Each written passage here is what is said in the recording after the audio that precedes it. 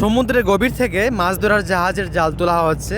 আর এখন কিন্তু ভোর সকাল, শীতের সকাল।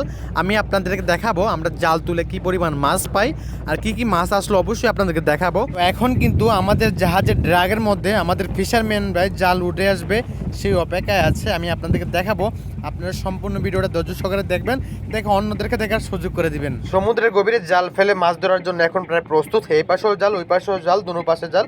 আর এখন ফিশারম্যান ভাই ওখান থেকে চলে আসছে, টলবোটের সেটিং ওকে করে চলে আসছে। তো এখন দেখাবো যে কিভাবে জালগুলো আমরা পানিতে ডুবাই। আর আজকে আমরা যেখানে ফিশিং করছি এখানে মূলত তেমন একটা জাহাজ নেই, আর অনেক বেশি ঠান্ডা বাতাস। এইখানেই আমরা জালগুলো ফেলছি, জাল ফেলে মাছ কি পরিমাণ মাছ পাই সেগুলো আপনাদেরকে দেখাবো। আপনার ধৈর্য সহকারে সম্পূর্ণ ভিডিওটা দেখবেন, দেখে অন্যদেরকে দেখার সুযোগ করে দেবেন।